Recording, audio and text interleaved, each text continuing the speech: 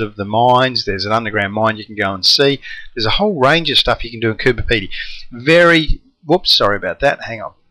Very touristy area, so easy place to have an overnight stop and probably spend a day or two there. There's lots to see.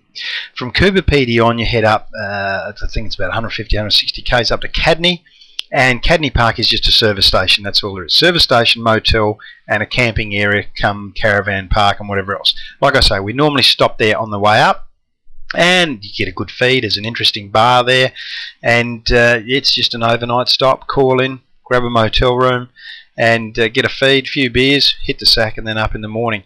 The country, it's, once again, you're in outback Australia, so you want to be making sure you're carrying water and stuff like that. You wouldn't want to be stuck on the side of the road for a while. There's a fair bit of traffic though on the Stuart Highway. And when you're leaving these places early in the morning, make sure you're watching out for wildlife. If you leave very early in the morning, there's a good chance there'll be roos and stuff around on the road. Even through the day, I'd be watching for emus. Emus are rife basically from leaving Port Augusta right through to getting to Alice Springs, and in fact one of my friends was killed last Sunday when an emu jumped out in front of her bike, and it was game over. So emus are just, they're non-predictable. And a lot of times you can't see them. You think you can see well and truly ahead, but these things can blend in that well they're almost invisible. So through the day, watch out for emus. They can run every which way but loose, and I'm sure even they don't know which way they're going. From Cadney, shoot up to Marla. Marla, once again, has a motel, a service station. You can get stuff there. I don't like it that much, but hey, it's fuel and it's a break.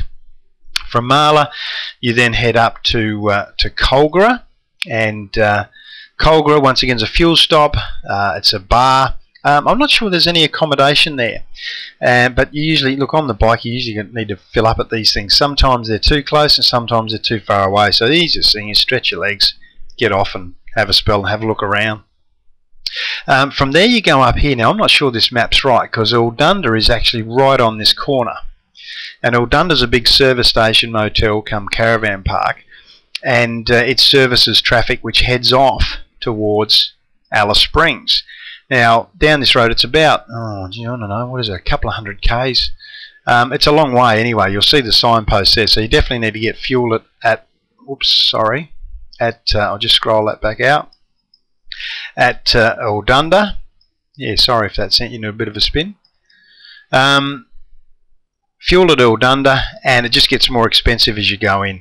Ayers Rock is in here. It's well worth a look. We were only talking about it last night, and end of the day it's probably somewhere I wouldn't bother to go back to, but I think it's somewhere you've got to go at least once, and it's well worth checking out. It's pretty specky. It's fairly expensive in there, but there are plenty of places to stay and to eat. You can get fuel in there, and like I say, I think every Aussie or tourist should really go and have a look at Ayers Rock at least once. So well worth checking out. Lots of things, once again, tourist operators and so on, stuff to do, but with a bike it's really good. You can go and have a look at what are they called, the Olgas, and of course Uluru Ayers Rock. So from there back out, we're back out on the highway again. So let's bring that over to the centre. Like I said, I reckon Eldunda's at that corner, so they've got it at the wrong spot. From Eldunda then, it's a bit of an easy ride. They actually don't list it on here, but there's a thing called Stuart Wells, and there's a little servo come camping ground there, and it's a bar and whatever else. Well, that's actually home to a singing dingo.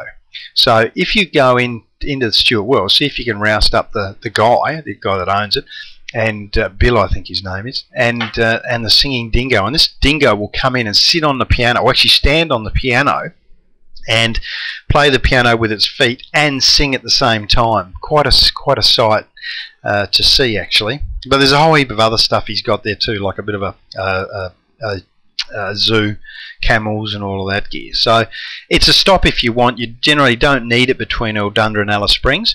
This ride here is really cool. You start getting in through some hilly country, and you can start to see the McDonnell Ranges as you're heading in towards Alice Springs. And then of course you go through the gap up at Alice Springs. Alice Springs, big place, look, 20,000+ people. There's tons of places to stay, from backpackers right through to 5-star accommodation. There's a major airport there, so I mean you could ride up on your bike and fly your other half in. There's tons of things to see and do, lots of tourist operations that operate out of there. And these roads, this is out like to Ross River, home of the Ross River virus. And then there's doesn't sound very appetizing, does it? But there's actually a place out the end you can go and eat. It's quite a nice drive. And then there's all of these roads which go out to all the gorges. Let me just bring it up closer. Do they show anything more as we come in? No. Okay, so I'll just take that back out again. But all of these roads take you off to gorges. There's some loops. It's very pretty country. Like I said, lots of places to stay, lots of things to see and do. And I find it's a really good ride. So let me just scroll out and we'll just see where we've been.